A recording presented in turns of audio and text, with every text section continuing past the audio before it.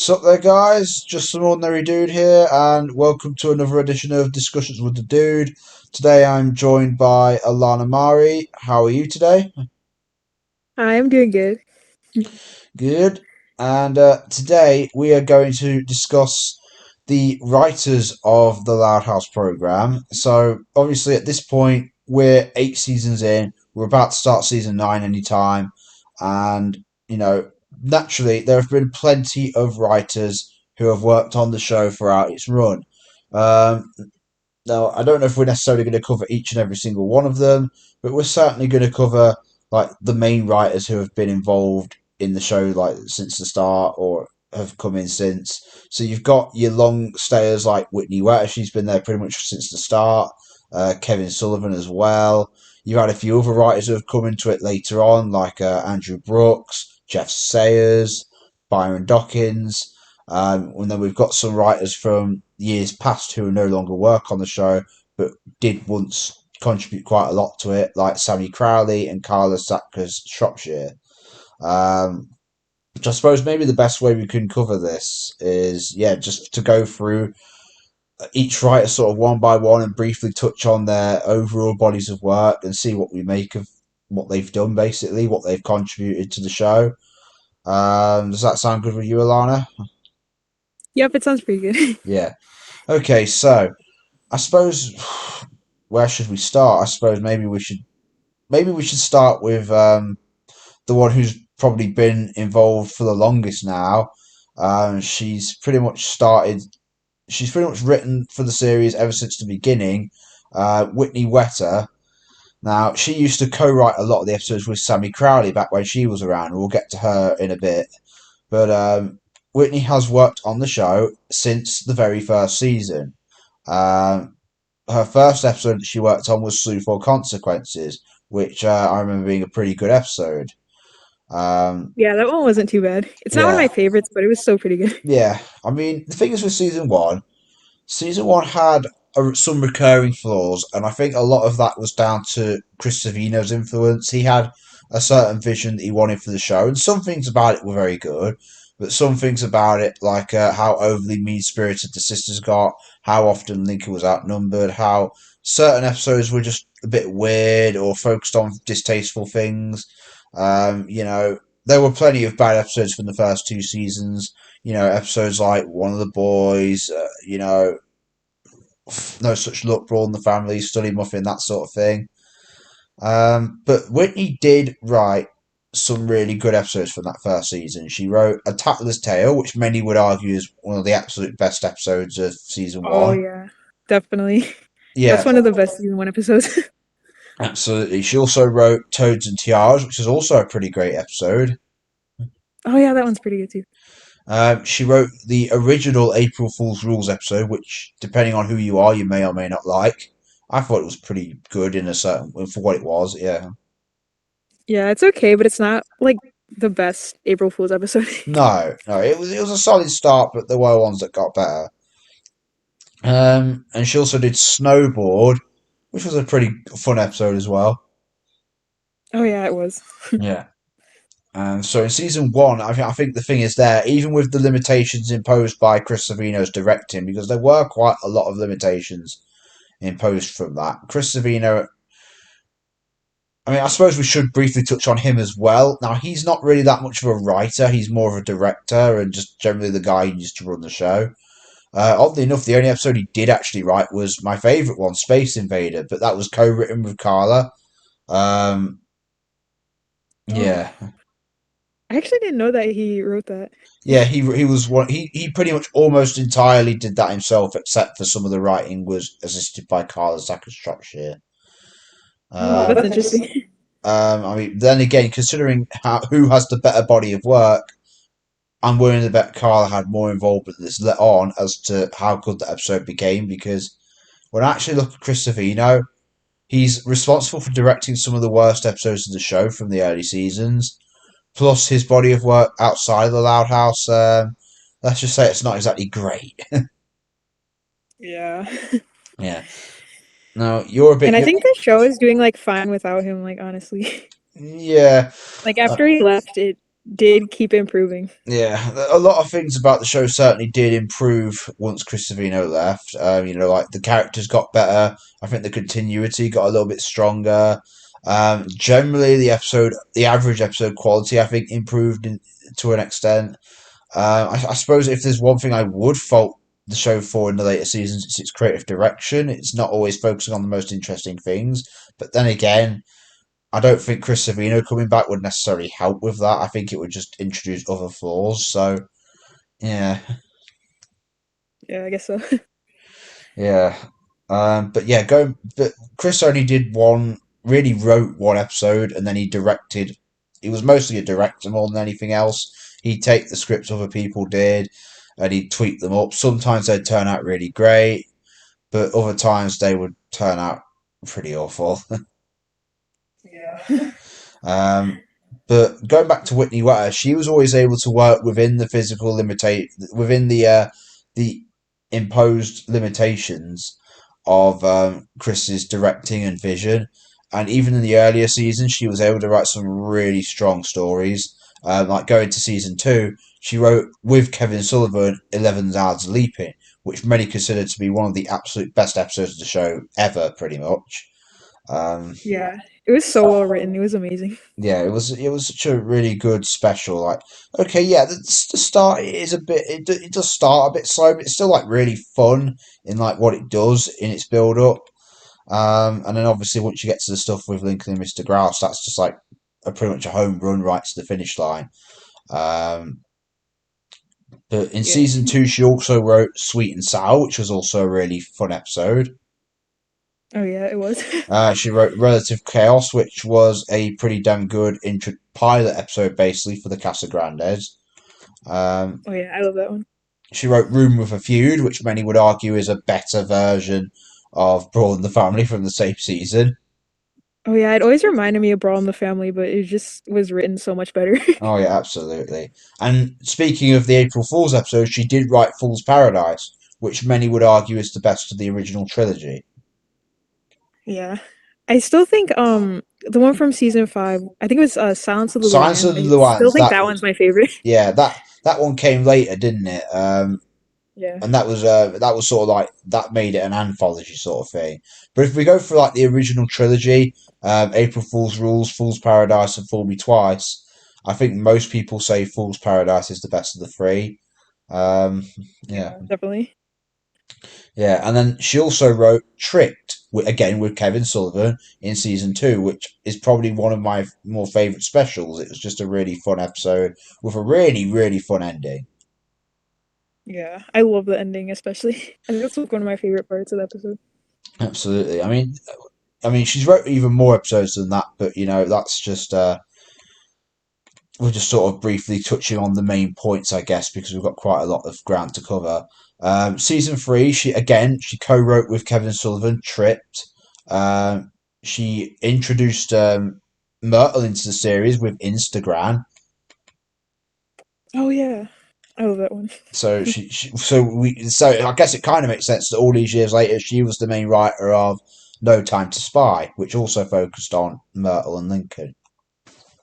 Yeah. But she also wrote Fool Me Twice, so she completed the trilogy. Um, and there are a few other episodes from that season she wrote, like Rita Her Rights, Ruthless People, Be Still in My Heart, Fictional Media Buddy's favourite episode, House of Lies, Oh yeah.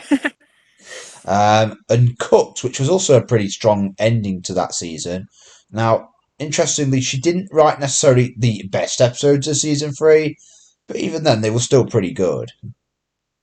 Yeah, those ones are pretty good still. Yeah. Um, Season four, she didn't do quite as much, and maybe that's because she was working on the movie at the time. But she only wrote a few episodes of season four, mainly "Pranks for the Memories" for the Casa Grandes, "Can't Hardly Wait," "A Grave Mistake," and of course "Kings of the Con," which is a little bit of a controversial episode. Um, Yeah. It's not one of my favorites, but it's still fine. Like yeah, it's it's one of not as those. bad as a lot of people make it out to be. No, I mean it's an episode that I think it starts out really slow, but it does have a really fantastic final act. Um, I Yeah, I think think it people, got yeah, overhated. yeah, I think people dislike it maybe because I don't know, it makes Lincoln and Clyde out to be failure losers or something in their minds, and it makes the sisters look better. And some people are just have that sort of mentality where they don't like Lincoln getting the short end of the stick or something. I don't. I think that's maybe why people don't like it. Uh, Yeah, but people take their hate like too far and it gets excessive sometimes. yeah, of course it does. But then after season four, and this was around the time Sammy Crowley left, by the way. So Whitney Wetter then became purely a solo writer from season five onwards. Well, saying that, she did co-write Schooled with three other writers. Um, yeah, but then she wrote Science of the Luans, which again makes sense. She writes all the April Fool's episodes. Oh yeah. She wrote Flying Solo, Training Day, and High Crimes. Again, her body of work did shrink a bit around this period of the show. She went from writing about maybe 9 or 10 episodes a season to writing only like 4 or 5 episodes. But maybe that's because she was working on the movies and because she was also getting used to being a solo writer, I guess. Oh yeah. Also, I want to say I really like Training Day. I think it's really underrated. Fair enough. That's the one. Is that the one where Lana's taking care of the rabbit? Yeah, it is. Yeah, that's that one, isn't it? I mean, it was solid. It was all right. Yeah. Yeah. Season six, she picks up a little bit more. She did Don't Escargot, which is okay, I guess. I Can't Save Royal Woods with Byron Dockers, which was a pretty fun episode. Yeah, Yeah, definitely. she did write probably two of the stronger episodes of that season, Sleepstakes and Puns and Buns. Those were both really good. Oh, definitely they were. Yeah, she also wrote Doom Service, which is a kind of a rip off of my story, The Lad's Finest Hour, but yeah, I Oh. digress.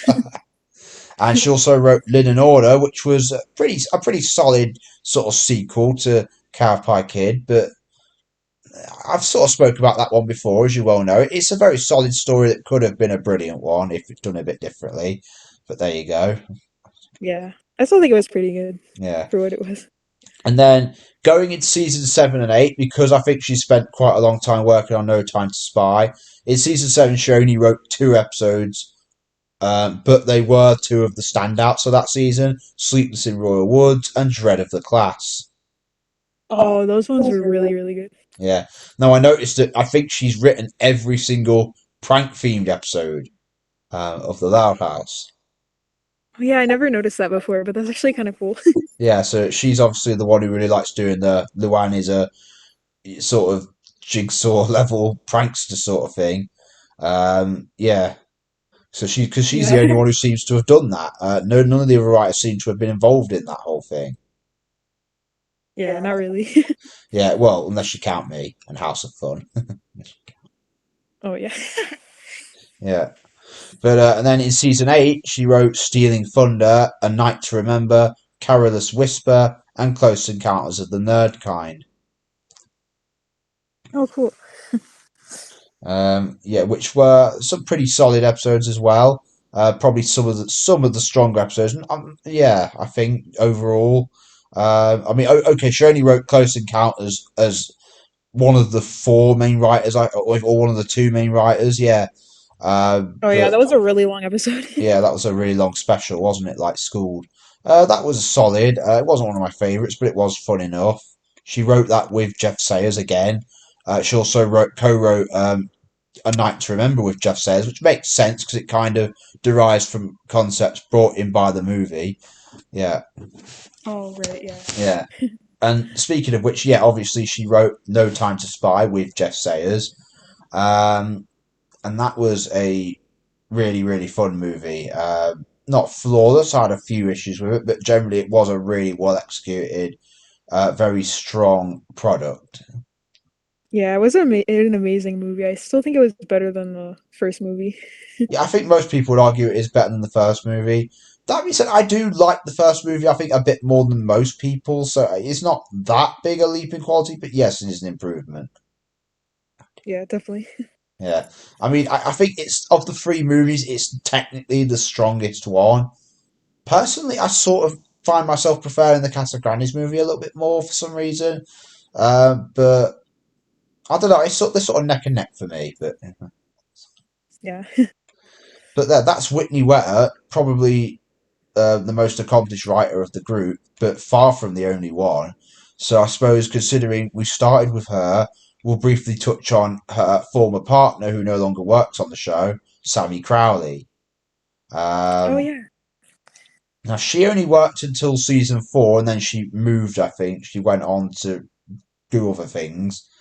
Oh yeah, she became a writer for the Ghost of Molly McGee because I'm looking at the wiki right now as I say this. So she moved over to Disney basically. Oh yeah, I heard about that. Yeah. But she obviously a lot of those same episodes that I just mentioned about Whitney Ware, she co-wrote with her in those first few seasons, like Suitable Consequences, Toads and Tiaras, Tatler's Tale, 11 Lads a Leaping, Room of a Feud, Fool's Paradise, Ruthless People, Fool Me Twice, Instagram, Cooked. Basically, a lot of the episodes that I just spoke about for Whitney Wetter, Sammy Crowley wrote with her. Um, yeah, Yeah. So basically, yeah. So it's sort of the same stuff we said about Whitney's writing there. We can say about Sammy. Now, I think in season 4, there were a few episodes where she wrote them on her own. Just before she left, she wrote Game Off and A Darker Story Night, which for me are the two best episodes of season 4. Actually, Oh yeah, those two are amazing. now she wrote those on her own, and this was when in season 4 she started because I think Whitney Wet was focusing on the movies and everything. Sammy started to write some episodes by herself, and to be fair, some of them were brilliant.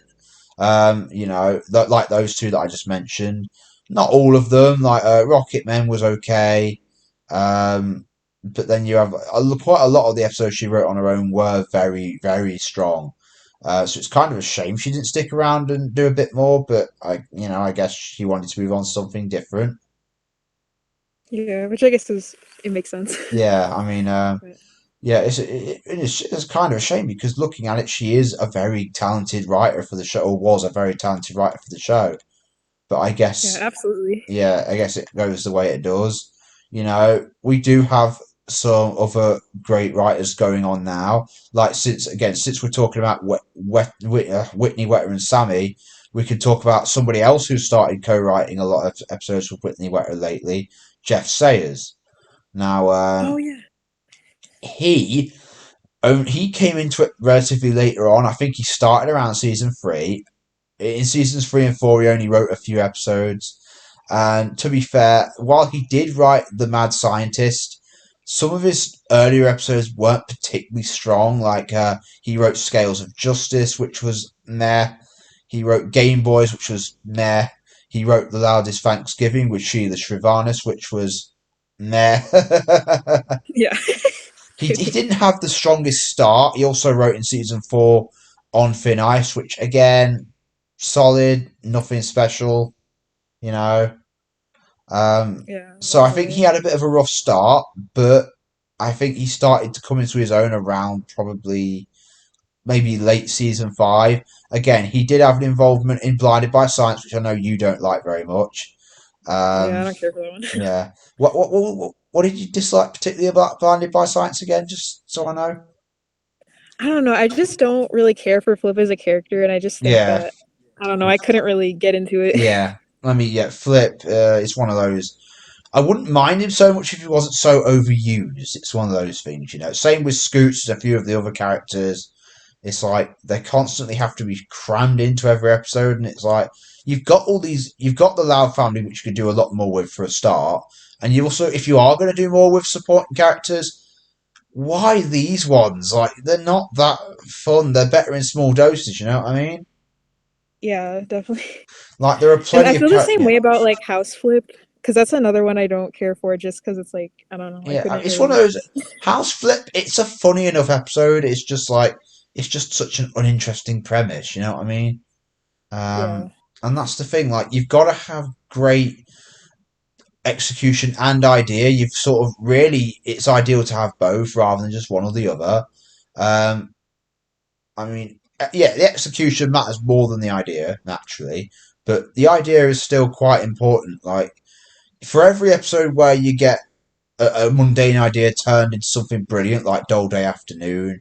You get a lot of episodes like what was it like some of the more recent season 7 ones like the Morpheus and Rusty episode or something, or Party Foul, where you just like, wow, this is boring. Couldn't they have come up with something better? You know what I mean?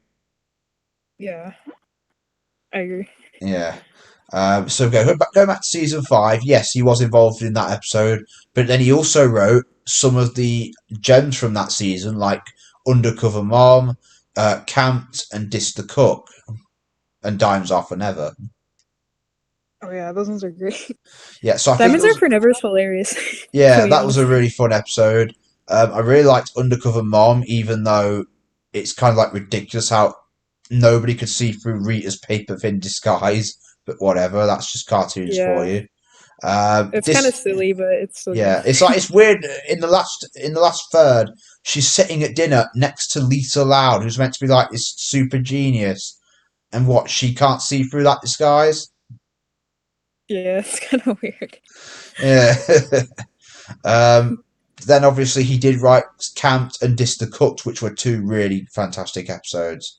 So I think it was around this Yeah, point where he started to find his footing, because from season 6 onwards, he's involved with a lot of great episodes. So he not only did a couple of solid ones like Double Trouble and all that and musical chairs, and he also co-wrote Time Trap with Andrew Brooks, which was a really fun sort of story. But he yeah, also wrote definitely. two of the absolute strongest episodes of season 6 in So For So Good and Love Stinks.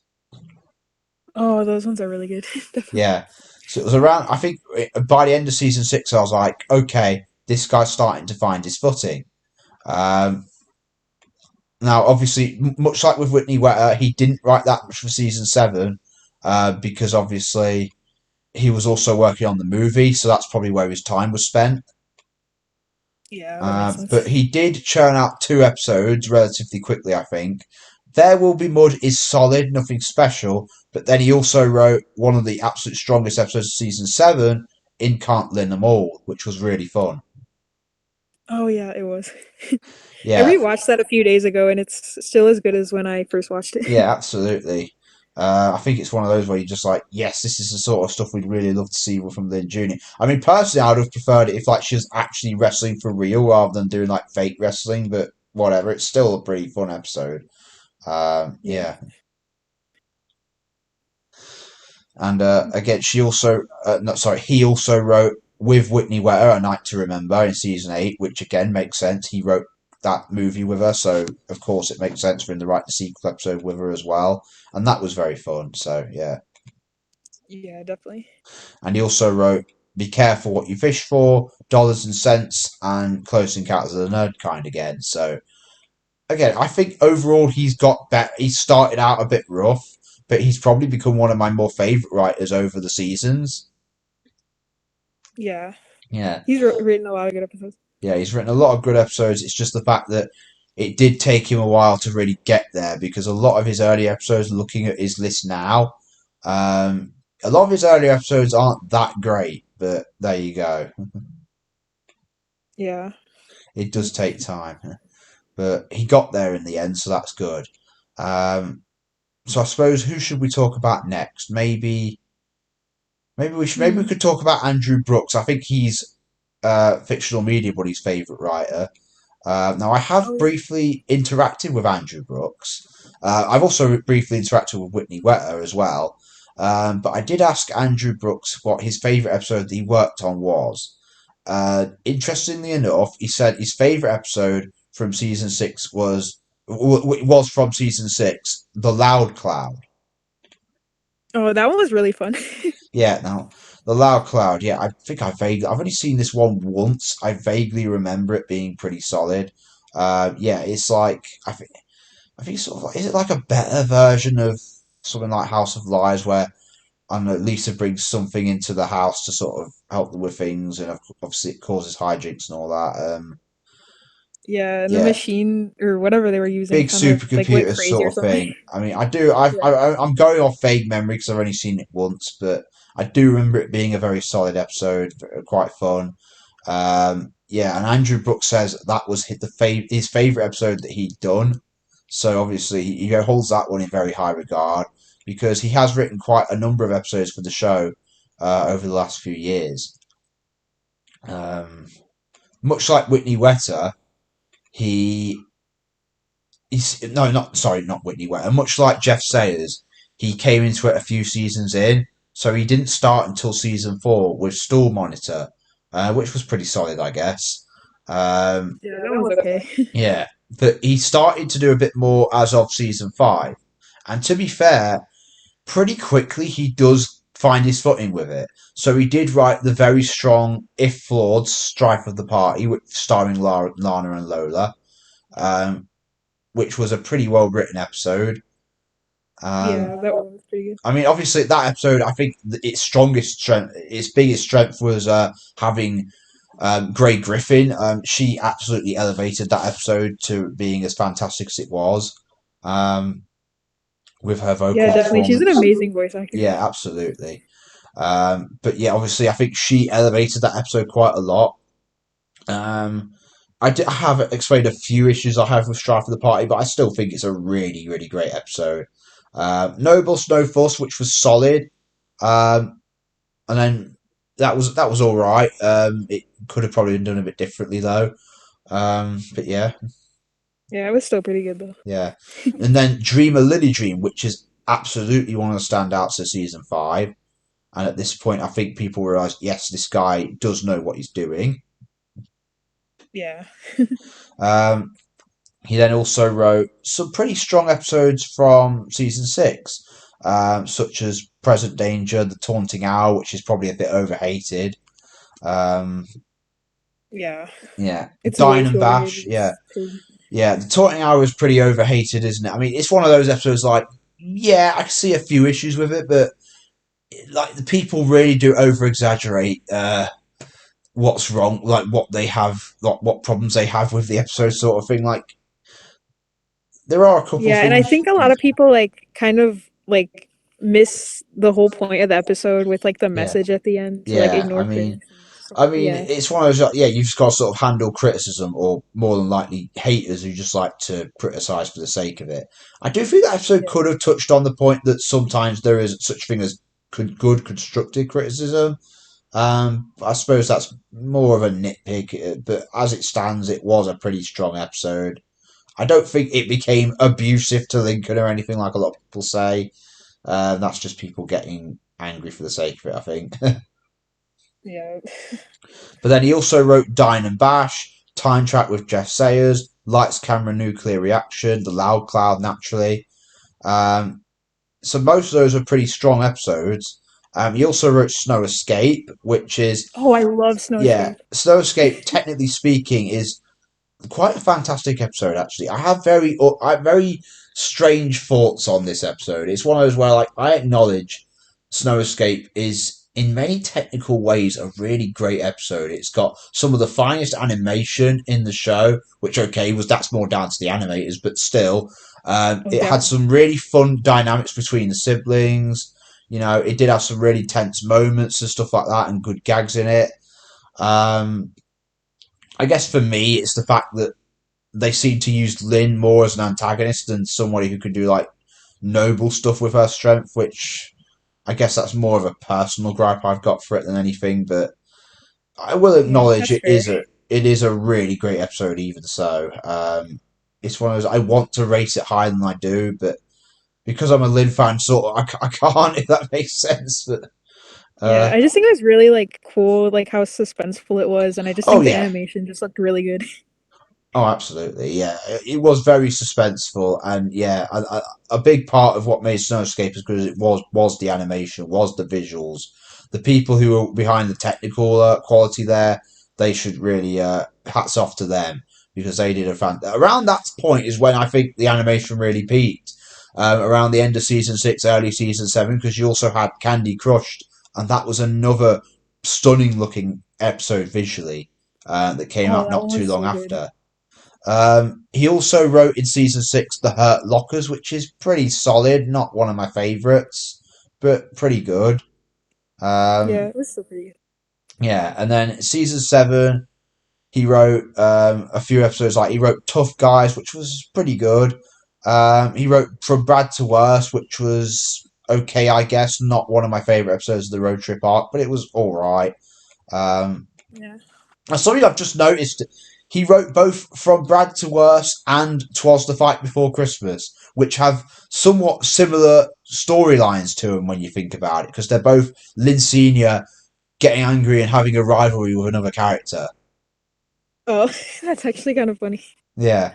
I think the one in Twas the Fight was probably a little bit more entertaining. I was a little bit underwhelmed with the one in From Brad to Worst. I mean, it was all right. Um, Yeah, I still like From Bradshaw's yeah, though, but it's yeah, good. It's good, not great. I think, sort of thing. And then he also wrote By Tanya, which was very strong, and Riddle School, which was all right.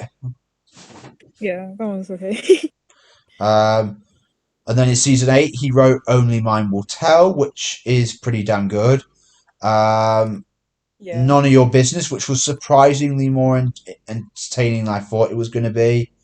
And he yeah, also same. I wrote, didn't, I didn't think it was gonna be as entertaining as it you was. know, I it was sounded actually really like surprised. the most mundane idea ever, but it did kind of become quite action packed and quite interesting at points. So I'll give him credit where it's due there for being able to make something interesting out of something a bit mundane, conceptually speaking. And he also wrote Bulking and Sulking, which was a pretty solid episode as well. Yeah. Although I did find it Yeah, weird that they had Lynn Jr. in the episode, and at no point is she bonding with Lance over him opening up a gym, which is a bit weird, but yeah. that actually could have would have been nice to see. Yeah, like it's a bit weird that I don't know. Sometimes they take Lynn Jr. out of character, like in remember in Health Kicked, she would love her parents becoming fitness freaks. Like, how can she not? How can you know what I mean? Yeah, Sometimes they do that, and I'm like, yeah, that's very inconsistent. But I yeah, they guess it kind is of what it just is. do that. I think to make like all the characters have the same like mindset. Yeah, but that's like a hive mind mentality thing. That's something that they did in the earlier seasons, and it never really worked. It's like they're individuals; they're not a hive mind. You know what I mean? Yeah, it's kind of stupid. Yeah. But overall, I'd say his body of work is very strong. He's wrote some really great episodes. He's wrote a few okay episodes. I don't think he's written anything bad particularly. Um, some of his stories are more interesting than others, but he is generally a very strong writer from what I'm looking at. Yeah, I agree. Um, yeah, so he's another one of the main ones I think we could talk about. So who else have we got? I'm not going to go through every single one because we'll be here all day. But we'll go through Carla Sackers Shropshire. She was a very prominent writer, I think, in the earlier seasons, if I'm not mistaken. Yeah, Um, she was. and she probably was one of the stronger writers of those earlier seasons, much like Whitney Wetter. She was able to work sometimes quite well within the imposed restrictions that Chris Savino's vision and directing sort of had put in place. So, Yeah. okay, she wrote Making the Case, which isn't like the strongest episode ever or anything, but it was all right. Um, it did take a while. She has a bit of a mixed level of performance in season 1. So she wrote Driving Miss Hazy, which is solid but not like amazing. Um, and then there are episodes like Ties That Bind, which again solid, not amazing. Um, Save the Date, which I think was really, really beloved at the time, but it's kind of aged horribly. Oh yeah, no, that's definitely not one of my favorites anymore. No, it's one of It those aged like, terribly. yeah, it has this contrived coincidence where, oh, of course, Ronnie Ann turns out to be Bobby's sister, sorry, despite the fact that there was never anything implied about that before. It's just, oh, yes, of course it is. And then Laurie's acting like a complete bitch for most of the episode, which is not very good either. Yeah, We've got to remember, season 1, Laurie is a very different character to what she is now. yeah, a lot different. Yeah. And then she also wrote stuff like Serial Offender and all that. And some episodes, like a lot of episodes where they're like, yeah, they're pretty good, nothing outstanding, you know? Um, but she did write Homespun at the very end of season 1, which was a very strong episode. Um, Yeah. so I think Carla, I think it took her a while. As I like Jess Sayers, I think it took her a while to find her footing, but once she did, I think she's one of those writers where I think she did get a bit better around season 2 or 3. So looking at season 2, okay, we'll get it out of the way now. She wrote No Such Luck. Pretty terrible episode. Oh, yeah. That's So unfortunate. yeah, No Such Luck. It's one of those, isn't it? What needs to be said about that one? Oof. I mean, Oh what's man. your overall thoughts on No Such Luck by interest? I mean, it's like the premise, like I don't know. It could have worked, but I feel like the characters, like it just didn't make sense how all of them just automatically believed that Lincoln was bad luck. I just thought it was kind of stupid how they all just thought the same way, even Yeah. though like if it wasn't in that episode, some of characters like Lisa, for example, like wouldn't feel that way. Well, yeah. Well, I they don't know. also It was did just that kind of whole weird. thing with Laurie as well, where she's like she didn't believe it until she actually saw something, and then she just sort of went with it as well. And it's like, okay, this episode's taking it a bit far now, where to the point where they lock him out of the house, and I'm like, okay, this is getting a bit excessive, but okay, ignoring that one because No Such Luck is pretty awful, as I think we all know. She also did write some really great episodes from season 2. Some of its standouts: Shell Shock, Pulp Friction, Friend or Forks, Read Aloud. They're 4 of the absolute strongest episodes for season 2 for me, and she wrote those. So yeah, she's found her footing around that point, I think. Yeah. Although she did also write Change of Heart, which was terrible. Oh, yeah, no. So it's one of those. I think she's had a mixed body of work. I think more good than bad, but there are some bad episodes on her resume. Um, yeah, Yeah. but then she in season 3. What did she write there? Selfie Improvement, which was pretty good. Fandom Pains again, pretty good. Gown and Out, great. She wrote really loud music along with Kevin Sullivan, which was really great. Um, Yeah, that was an amazing episode. Yeah. She wrote The Right Stuff, which was another really good episode, and Middleman, another great episode. Um, Yeah.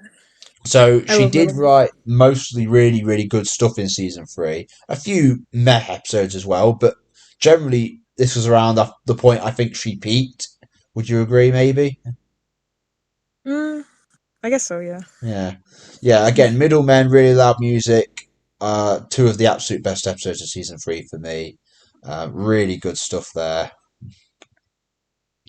Yeah. Um, but then you get to season 4.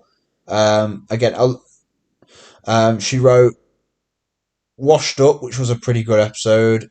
A Mutt Above, Oh, I again, actually love Washed Up. yeah, that was a really fun episode, actually. Yeah, it was. I think they actually could have made it longer and maybe like made it a bit bigger in scale, but I mean, what we got was still pretty good. Yeah.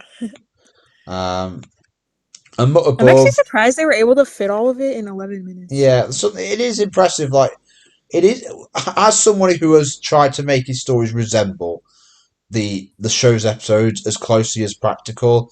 And as you know, I've even recently wrote a spec script um, Oh, yeah. for that Luna and Lily episode, and I tried to make it resemble the script of an 11-minute episode, and I was probably pushing it even then. But it's one of those where it's quite difficult. It's harder than you think to be able to cram so much material into an 11-minute time slot, if that makes sense. It's very difficult to do. Um, Yeah, it seems difficult. so I think it's fair to point out with these writers when they do manage to make a really great story out of an 11-minute episode. I think people don't really understand like how much effort and how much talent has gone into that. Like you can't really just compare an episode of the show to like somebody's fan fiction, which is like 100,000 words long, and say, oh yeah, but that fan fiction was more in depth. But yes, but it had no limitations. Yeah. It's like to do an actual like script, to do an actual episode, it takes so much more technical efficiency to be able to pull off. And I think a lot of people who follow this show don't really appreciate or even understand that. if that makes sense. Yeah, I agree. Yeah. So go back to Carla. Season 4 was the last season she worked on. She did write on. She did do Washed Up and Above, Community Service. She actually did Singled Out, which I thought was a really underrated gem.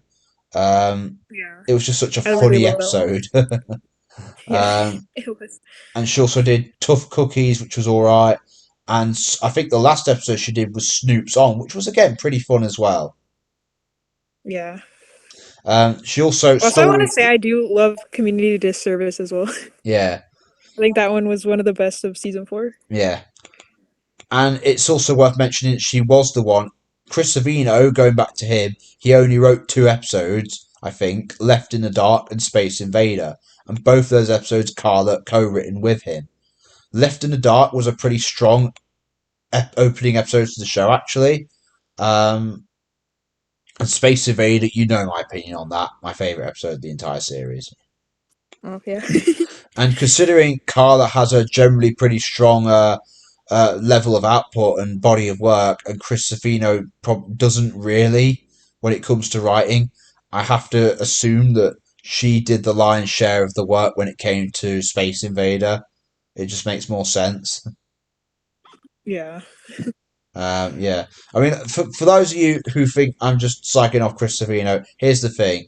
Even if we ignore the fact that he's kind of a prick of a human being, which we shouldn't, but even if we do, what's so great about his body of work, like both in and outside the Loud House, especially outside the Loud House? What's he known for? Like he was known for driving the original run of Dexter's Lab and the Powerpuff Girls into the ground back in the day. Um, Now you're a bit younger than me, Alana. I don't know if you're that familiar with the original Dexter's Lab or Powerpuff Girls shows. Um, I've seen a bit of the Powerpuff Girls, but not yeah, Dexter's Lab. yeah, but basically, in both shows, he sort of took over later on, and they were known as the seasons where the show suffered seasonal rot. In both instances, he kind of he kind of didn't know what he was doing with those shows, and he drove them to the ground. Yeah, that Yeah, sucks. yeah, like in Dexter's Lab, there's an episode under his tenure. I don't know if he actually individually wrote it or not, but he probably had some involvement in it. Where it's like a 5 minute episode of Dexter's dad not hitting a golf ball, preparing to hit a golf ball with his club. Oh, I think I heard about that And it is like the actually. slow. I think I showed you a video of it once, and it's like the slowest, most tedious to watch, most pointless episode of like cartoon you could ever watch in your life. And I'm like, what made these people think this was entertaining? Yeah, that sounds so silly And then in and Powerpuff boring. Girls, there's an episode like where it's a 10-minute episode about the girls peeling from sunburn, and it's like, Oh no. why do we want to watch this? It's like three Ew. mini Kryptonians fighting monsters and villains. Oh yeah, we want to watch an episode about the girls having sunburn and struggling to move around because that's Wait, so was the entire episode just them having sunburn and pretty like much, in pain? pretty much. Oh, dang. And then, of course, a lot of you think of the early seasons of the Loud House. One of the boys isn't exactly the strongest episode of the show, is it? Wait, what? One of the boys from season 1 of the Loud House. It's like you know, it had such a fantastic premise, but you can tell how botched it was. From they've never brought the Loud brothers or Linker Loud back since season 1. And Oh yeah. it's like you'd think they would have done, wouldn't you? Yeah, they could have like I don't know, maybe fixed the characters, but I don't know. Yeah, but I think it's because that season 1 attempt was so botched that they thought, you know what, let's just move on and pretend that never even happened. Let's not go there again. And I think that's what they've done. Yeah. It kind of sucks, Which but is a shame because if you actually look at one of the boys, there's an episode from the Powerpuff Girls, the from season 5 where Chris Savino first took over, and I think there's an episode from that season, from that show, that warned us all about one of the boys because it does all the same problems. There's an episode from season 5 of the Powerpuff Girls called "The Boys Are Back in Town," And have you heard the Rowdy Rough Boys, the male counterparts to the Powerpuff Girls? Yeah, I think I've heard of him. Well, basically, there's a whole 22-minute long episode where they come back after like not being in the show for like 4 seasons or something, and the whole episode, what should be this great battle between two rival groups, it's basically, oh, boys are gross and they gross out girls. That's basically the point of the episode. Oh gosh. And it's That's like, so when you stupid. think of one of the boys from the Loud House, again, a really fantastic premise on paper. And what's the episode about? Lincoln sort of like being, who's sort of like one of the girls in many ways, not liking the Loud brothers because they're gross and annoying and rough. Yeah, I guess it's And not surprising since he wrote both of those or yeah, so it's directed like, them or whatever. yeah, since he, thinking about it, that episode of the Powerpuff Girls had all the same problems as one of the boys. It's like it took this great idea and just made it into this stupid little thing, and it's like it does all the same problems. It's like you could have had a much better episode in both instances, but I think it just goes to show Chris Savino. I don't think he has the best creative vision. Like I don't, as a writer and as a director and as a showrunner, I'm like, is he really that great? Like people say, oh yeah, I know he was a bad person, but he's the only one who could do great Loud House, and I'm like, was he though? No, that's not true. No, I I mean don't for I a don't start, look, agree with that. it's one of those like in many ways the more recent seasons are a technical improvement. I mean, I have my issues with them, but I don't think bringing back Chris Savino would automatically make the show a perfect masterpiece. Um, No, because like the show's doing fine now. It's yeah, like it's still not perfect, but it's still doing good yeah. without him. I mean, to be perfectly honest, I mean it's one of those. A lot of the writers now do have are better and more talented writers in a lot of ways. Like Whitney Wetter, Jeff Sayers, Andrew Brooks. Like they are more talented writers when you look at them, and the directors are very talented as well. Um, bringing back Chris Savino. Yes, he was the one who made the idea in the first place, and yes, he was. Yeah, it was his vision. It was his. Like he knew where he wanted to take it, but at the end of the day, he got rightfully done for some very bad things that he did. And, the show, yeah, it has its problems now, but it's still pretty good. And I don't think bringing him back is the solution.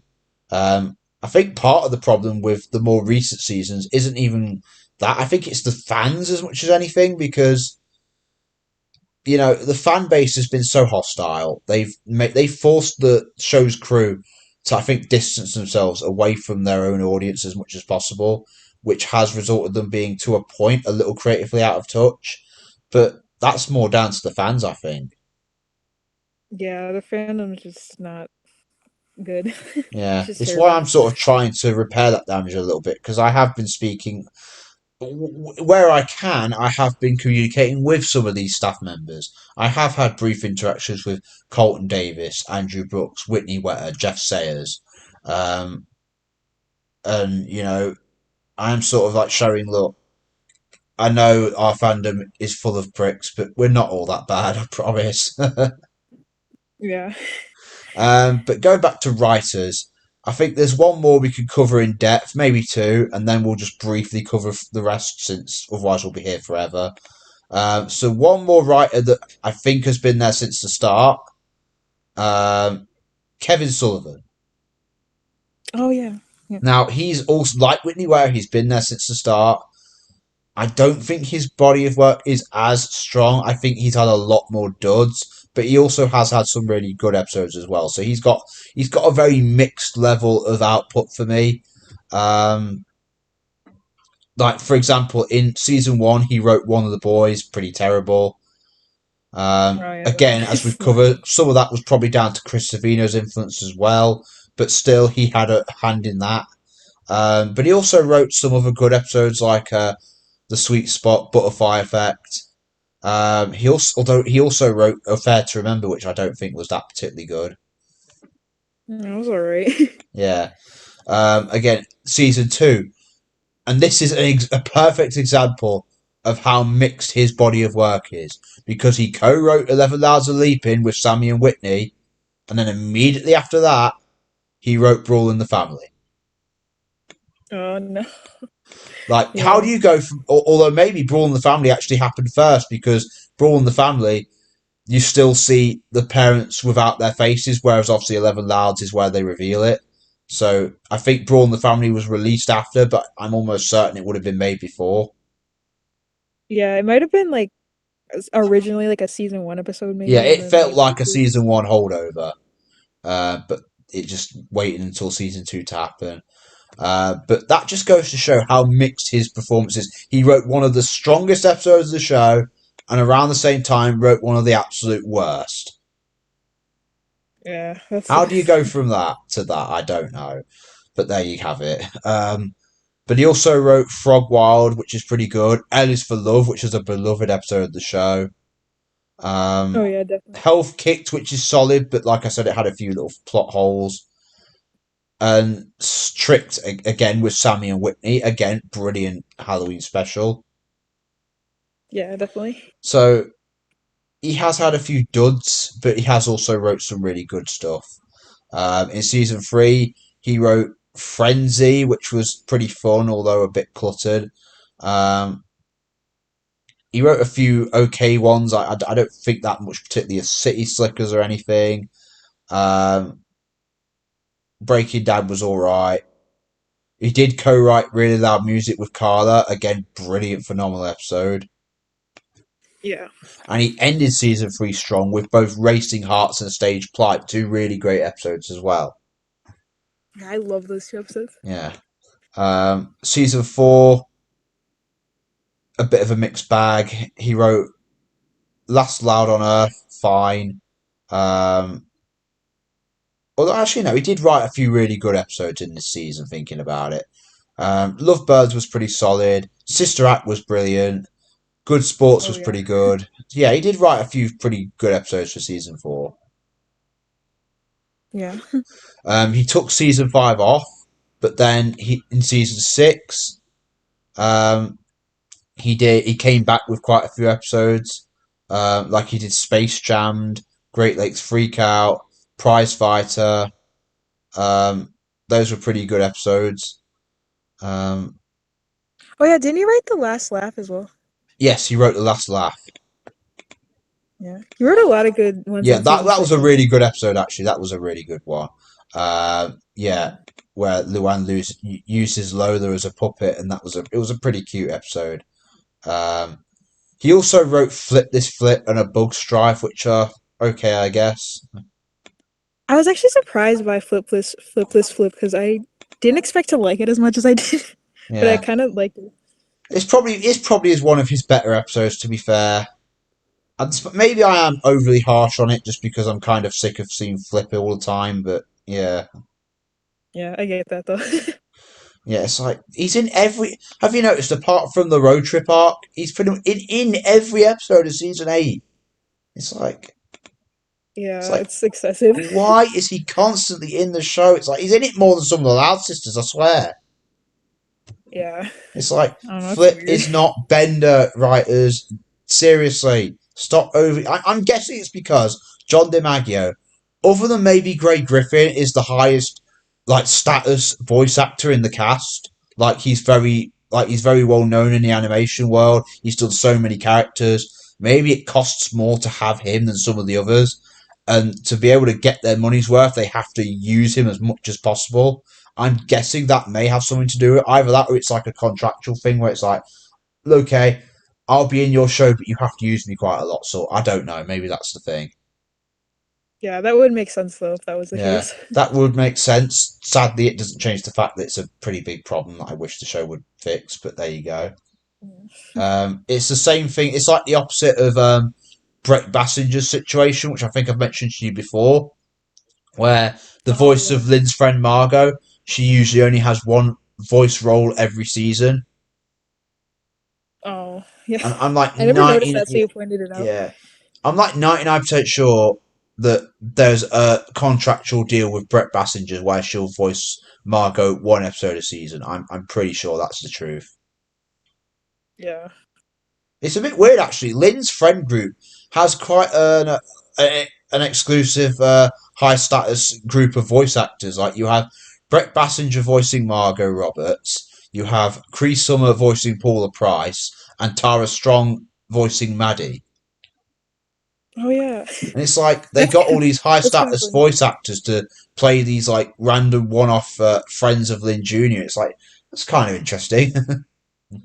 Yeah. That Yeah, is pretty cool though. yeah.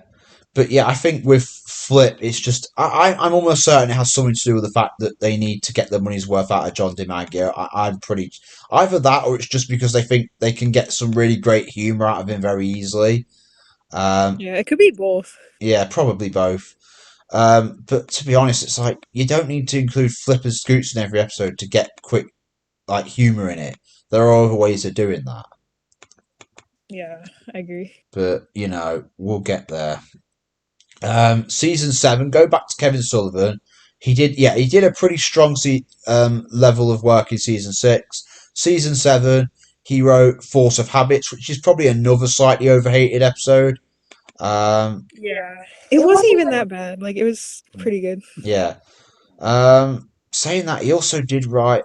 He wrote Party Foul, which wasn't very good. Oh no, it wasn't. Yeah, it's like this is the thing with Kevin Sullivan. He did write One in a Million, which was surprisingly better than I thought it was going to be. Um, That was okay. yeah, he wrote Bringing Down the House again. His body of work in season seven is a bit mixed. Um, you know, they were Yeah. solid episodes, but it's like not that great. And that's why as much as I do like some of Kevin Sullivan's episodes, I struggle to call him one of the best writers because he has too many duds, if that makes sense. Like from Yeah. season one, he had One of the Boys. Season two, he had Brawl in the Family. You know, and then all the way up to season seven, he's still writing a few duds like Party Foul. And I'm like, Kevin Sullivan can be a good writer, but I almost think like he has to be on a good day and he has to have probably like the right people, like directors and stuff, working with him to be able to generate good content. He has the talent, he has the passion. I just think sometimes he doesn't quite get the best creative direction for the show, like a lot of the time, or he just executes it wrong. And it's like, yeah, because he's wrote a few too many not great episodes, I do have to refrain from calling him one of the best writers, even if he is still pretty good. Yeah. I think like season 6 would probably be like his best season that he wrote though. Yeah, he did some pretty good stuff in season six. But I think that's the thing with season seven. Season seven like started out like season six, and then its second half, I think it faltered a little bit. Yeah. Like you start getting things like What Lies Beneath and Party Foul and the Rusty and Morpheus episode, and you're like, these aren't that good. Mm, Yeah, I'm not not sure really. what quite happened there. Maybe maybe the show staff were focusing more on No Time to Spy and the Casagrandes movie around that time, so their focus and attention to detail on the main show faltered a little bit. Maybe that's my best guess. Yeah. I could see why that would be the Yeah, case. because obviously the Casagrandes movie and No Time to Spy came out earlier this year, which is around the time they would have been working on season seven.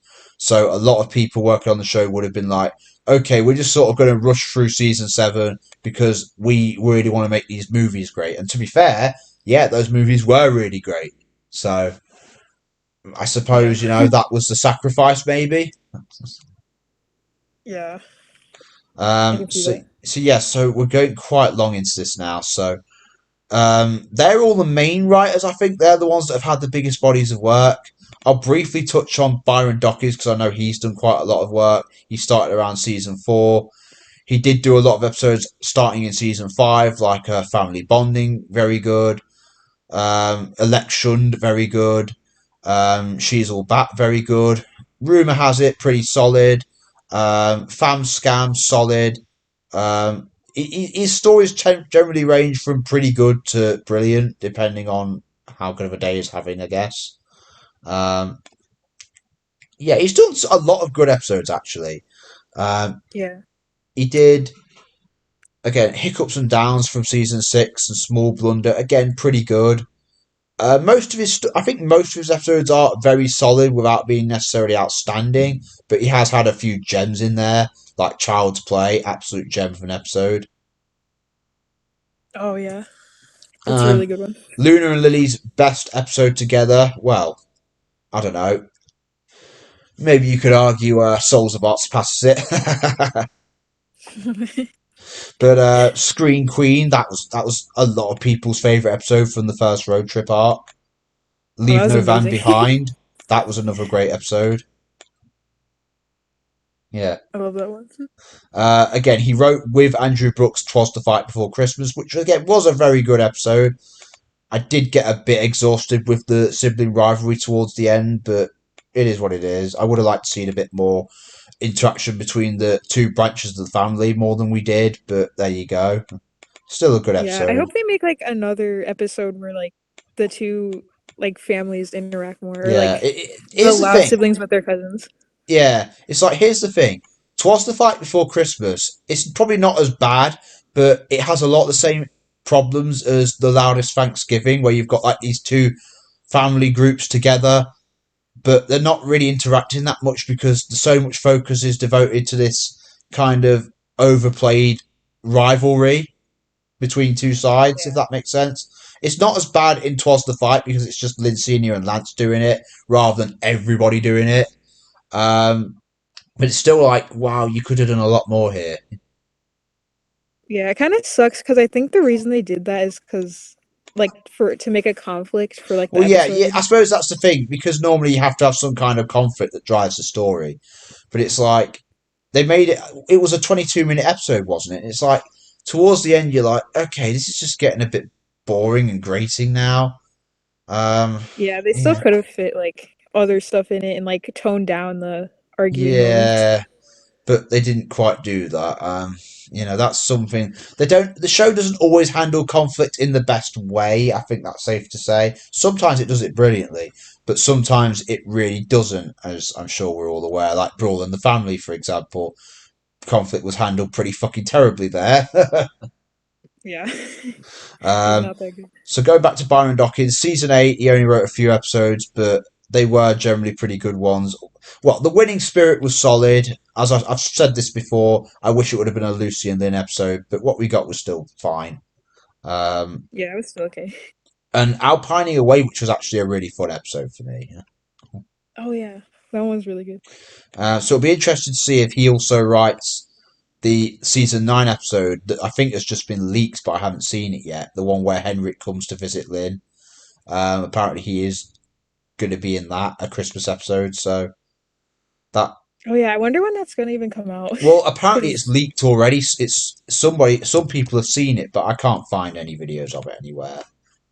oh But that is probably it's probably the only Lynn episode of season nine I'm really like that hyped up for because I've mentioned this before too. I've mentioned this to everybody. I am a little bit worried about Lynn's episodes in season nine, particularly Crystal Ballin and the Gloat.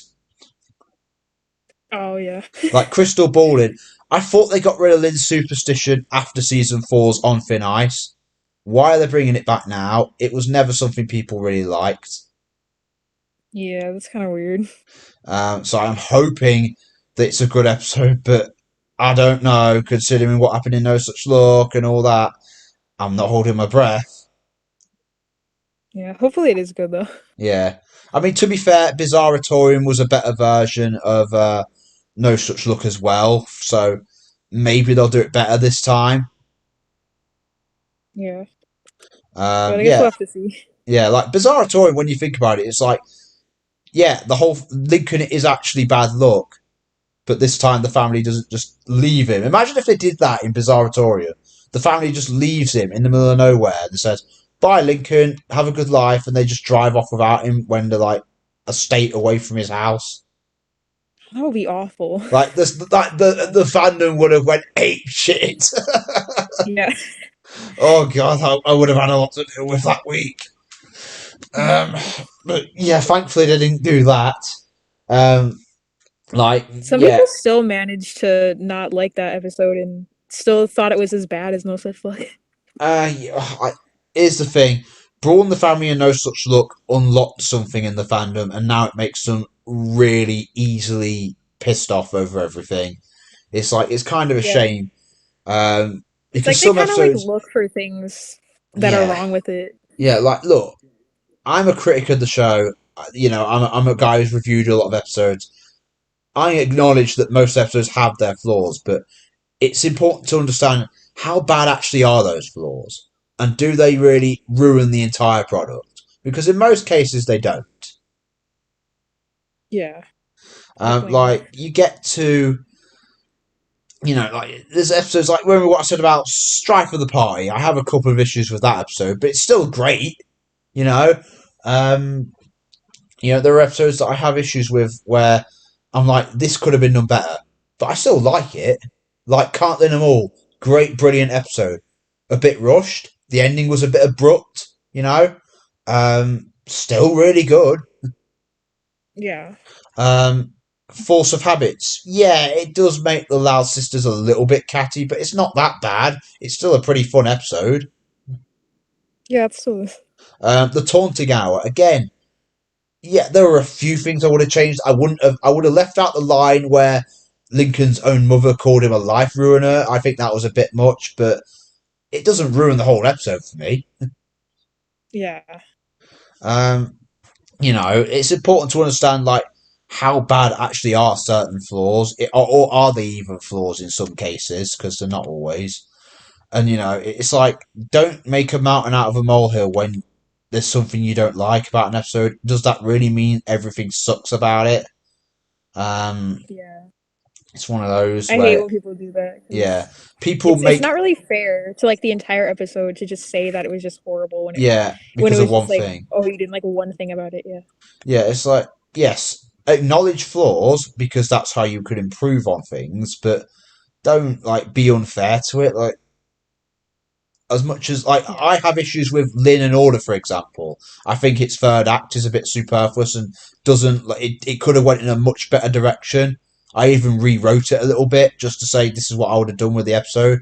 But looking at Lynn and Order as it is, yes, it could have been fixed, it could have been improved, but what we got was still pretty solid.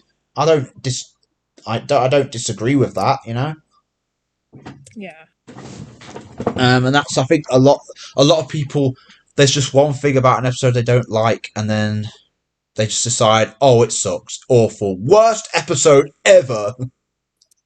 Yeah. It's kind of ridiculous. Yeah, it's like comic book guy from The Simpsons, worst, yeah, worst whatever ever, and it's like, yeah, that I think that's probably what a lot of the fans think. Like, to be fair, Oh, it's so stupid, but yeah, it's a bit of a shame, really. But yeah, that's Byron Dockers. I mean, there are so many other writers, but I think they're all the main ones that we could talk about. There are other writers like, Gloria Shen, Danny Warren, Eric Costa, Alan Van Dyke, Alex Schwimmer, Joshua Hoskiskin. I think there's a writer called Caitlin something who's done a lot of recent episodes of the show. Actually, she seems to be coming on quite a bit as a writer. Um, oh yeah, I think what's I've her heard of name? her. Caitlin. Oh, what's her name? I'm Is trying it to remember. Fiend or Fen? Something like Or that. Let me just let it's me not. just I go don't to know. season 8. I'm just going to see if I can find an episode. It might. Let me look at the Klingon Eye. No, not Caitlin. Michelle Hantman. That was it. Oh yeah. Now she's recently come into it. I think only in the last couple of seasons. Yeah, season 7 and 8. She seems to be an up and comer in the writing team. She's written Music to My Fears, which was pretty good. Welcome to the Dole Heist, which was another really good episode. The Klingon Eye, which recently was a really great episode.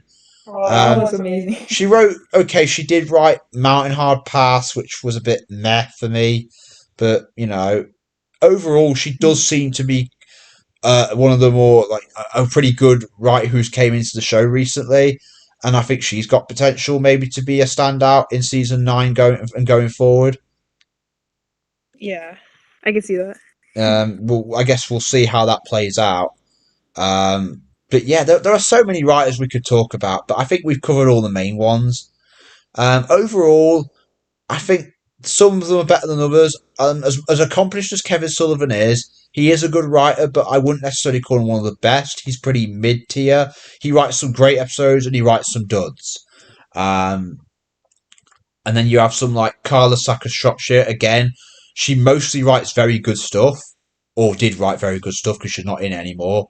Again, she was involved in a few duds as well, but not that many. I think generally she is a pretty good writer. Um, Maybe Whitney Wetter could be considered the strongest overall. She's worked on the show since the start. She's done many great episodes of every season. Um, she's definitely a candidate for that role, I think. Yeah. She's made lots of amazing ones. Yeah. Um, Jeff Sayers, again, another one who's come into his own. He started out a bit rough, but he's got better and better, and I think he's written some of the best episodes of the recent seasons. So fair play to him. Um, Yeah. Andrew Brooks generally has written very strong stuff as well. He's written some okay episodes and some really great ones. So I say he's probably one of the stronger writers as well. Um, Absolutely. I don't know. Yeah, and then you've got again Michelle Hampton. She's coming along as a writer. Sammy Crowley, back when she was in it, she was very good. I wish she would have stuck around a bit longer and wrote a few episodes on her own because, damn it, Game Off and A Darker Story Night are brilliant episodes. And imagine if she would have stuck around and done a few more like that in the following seasons. I agree. Yeah. Yeah, I mean, out of all of them, who would you say are your favourite writers? Hmm. Probably I'd say Whitney Wetter would be like my favorite, I think. Yeah, Like out of all of those. yeah. I mean, it's not just because I've also had a few interactions with her and she liked some of my posts, but yeah, I mean, she is. I mean, from what I've experienced, like, a lot of people, the fandom, like hates some of the writers, and I'm like, look, guys, you can disagree with like some of the episodes they've made. I'm not saying you have to like everything they've done, but look, I don't think like you guys have never really interacted with these people. Like I have briefly spoke with some of them, and they come across as lovely people. They really do. Um, Yeah. like I sometimes say I have these problems with the show, and I think this could have been done better. But I'm not like hating on like any of the staff for that. I think they're all very talented, passionate, hardworking people. And they are pretty nice guys from what I've experienced. You know, they are lovely enough to talk to if you do actually get that chance. I mean, it's hard to actually get in contact with them because they have distanced themselves from the show to a point. Um, you know, and that's partly due to the Chris Savino scandal, but also partly because of you know, just the fans. I think, but they are lovely people to talk to, and it is kind of harsh that like a lot of people like trash the writers, like trash the show's staff, and I'm like, there's not really any need for that, you know? Yeah, I feel like people just take it too far and it's like cuz I don't know. Cuz they Yeah, make it personal like about them as like people and it's just kind yeah, of unfair. it's just not like look, guys, you could dislike like for example, Kevin Sullivan. We've pointed out he made plenty of bad episodes in the show. I have nothing against him as a person, you know. Like, yeah, he wrote Party Foul and Brawl in the Family. I don't dislike the man. I don't even know the guy really. So you know what I mean? But you know, yeah, and plus there's a lot more to it, like the directing and how well things are translated through like voice work and animation and storyboarding. There's a lot more to it. Like there's like dozens, if not hundreds, of people are involved in the making of an episode. The credits that we see are just a few of the main names that are involved. Like what goes into making an episode of a TV show or a cartoon is a lot more complicated and a lot more multi-layered than I think most people really understand. And it's like, is it really fair to just say, "Oh, this is the fault of that one writer who sucks"? Yeah, that's just it's terrible. Yeah, and it's one of those. It's like, yes, I will sometimes criticize certain things that the show does or that the episodes or writers do, but I still have respect. I'll still address them in a respectful and fair manner. I've never not done that, like you know, and that's the difference. Like that's what I try to do. Yeah, I have problems with the Loud House. I will be vocal about them, but at the end of the day, I will still do my best to be respectful and fair and just in how I approach those criticisms, which I wish people would do a bit more of. You know what I mean? Yeah, I agree with that. Yeah, it's one of those things.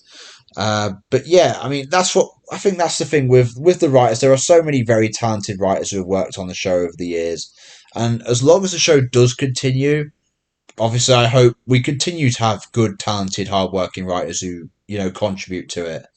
Um, it is one of those things. Personally, I would love to be a writer for the show myself one day, or well, more likely at this point, maybe a reboot. Because I think whether or not we take action, a reboot will happen.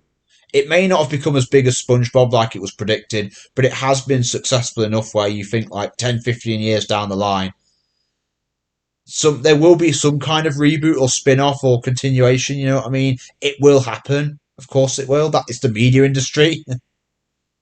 Yeah, I wouldn't be surprised if it did. Yeah.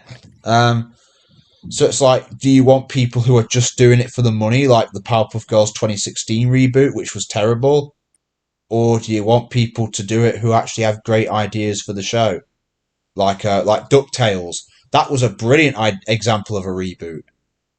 It like the original's still there, but I think the reboot in many ways did improve on it. Yeah. Have you seen? Yeah, we talked about it in the Disney video, didn't we? Have you seen the Ducktales reboot? I've seen like maybe like 2 or 3 Yeah, episodes, but I don't remember much from it. yeah. It is a for what I've seen of it, it's a really good show. So if the Loud House does get a reboot one day, I hope it's more like Ducktales and less like Powerpuff Girls. Yeah. Yeah. Hopefully. Have you seen the Powerpuff Girls reboot? No, I haven't. Yeah, don't. It's pretty shit. Yeah. Yeah, I've But heard. oh god, I've just realised we're an hour and 15 minutes in. We're longest podcast Oh yet. gosh. Wow. Okay, we better wrap this up. Wow. Yeah. So yeah, the Loud House has had a lot of very talented and passionate writers over the years. Some better than others. Not everything they've done has been great, and you could fault a lot of things to this day, like their creative direction. I think that could be massively improved in many respects, but they're still very talented people, and they have still given us a lot of gems of television, and that cannot be denied. Um, Yeah, definitely. yeah, I mean, anything else you want to say on this before we wrap it up, Alana? Not really. No. Okay, so yeah, that was a very fun podcast, very interesting. It became very long. It's a good thing I don't Yeah. call it 10ish minute talks anymore because we're way way way past that now. You But call it hour talks. yeah, I mean, at Like this one point, I hour call it talks. discussions with the dude, Oh yeah. which is a bit more generic, but probably works because it's like, well, the name doesn't imply any length of time, so it can be as long as it wants to be. But yeah, it was a really fun conversation. Quite interesting. It just goes to show like how many people have been involved in the writing process of the show so far. And I suppose one thing we could briefly touch on is even fans have managed to create what could be considered canon official content, like someone that we both know, Amanda Loy, also known as Cartoonist 99, Oh yeah. an active member of the fandom. She's written for the Loud House comics. That is actually really cool though. Yeah, How that like happened. Alana and I are planning to have a talk with her that will be part of this podcast series fairly soon. We're hoping we can get that done sooner or later because that should make a really fun podcast. We'll talk about the Loud House comics then because that's the perfect time to do it. Alana here is probably a bigger fan of the comics than I am, so you'll have more to contribute there than I will. Yeah. Yeah, That should be really fun. yeah, we're hoping to get that one done soon. And also, there was Ruhisu Art, a very talented artist who I think also contributes to the comics. So that's at least two Oh fans yeah. that I know of who do contribute to the comic series, which apparently, according to Amanda, is official, is canon to the show. Um, so that's pretty cool. Who knows? Maybe I could get somewhere through that. I mean, I'm not the best artist in the world, but I can write, and maybe I can get somewhere there. I don't know. Yeah, that would be really cool though. Yeah, but yeah, so that's just a little teaser for what's coming up, guys. Soon we'll have Amanda joining us, and that should be make for a really good podcast when it does. The only thing is, I'll have to get up about 2:30 in the morning my time to make that work. But there you go. Yeah, but for a one-off special occasion like that, I think I'll make do. But yeah, it's been really fun talking to Alana about this. Really interesting podcast, I think. Um, Yeah, it was really fun. Yeah. So, what do you, all you guys? What do you think? Who are your favourite writers of the show? Uh, which writer has written some of your favourite episodes? And what do you think of the show at the moment? Do you think it's in good hands creatively and in terms of like writing talent? Let us know in the comment section below, and of course, please be constructive and civil about it. And yeah, this is getting really, we're an hour and 20 minutes in now. So yeah, I think with that, I'll see you all next time.